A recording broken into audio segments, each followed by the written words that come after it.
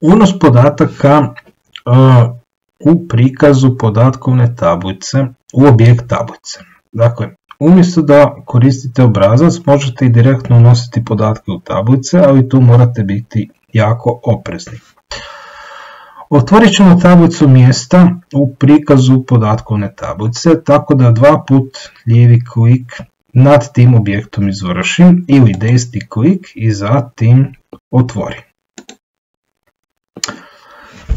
Sada unosimo prvi slog u tablici mjesta.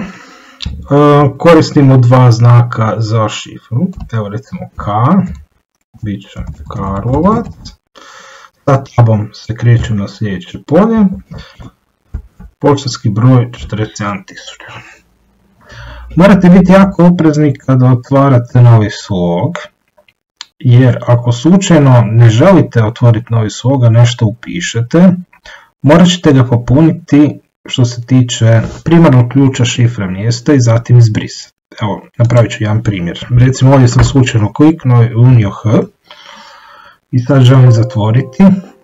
I evo, Access me upozorava da u polju mjesta, šifra mjesta, znači tablica je mjesta, polje šifra mjesta, naš primarni ključ, moramo unijeti vrijednost. Nećemo. I sad ovdje unesem isto znak. I sada sam siguran da je to dobro unešeno. Desni klik ću izvesti na lijevoj strani u retku ovog sloga i izbrisat ću ovaj slog, ovaj zapis iz tablice. Access će vas upozoriti da nema poništavanja ove operacije brisanja, znači nećemo moći napraviti naredbu undo, poništiti naredbu brisanja. Jesmo li sigurni? Jesmo. I sad u ovom drugom retku započet ću sa ZG, Zagreb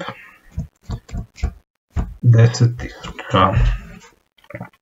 I sada ću zatvoriti tablicu i popunio sam sa 2 mjesta.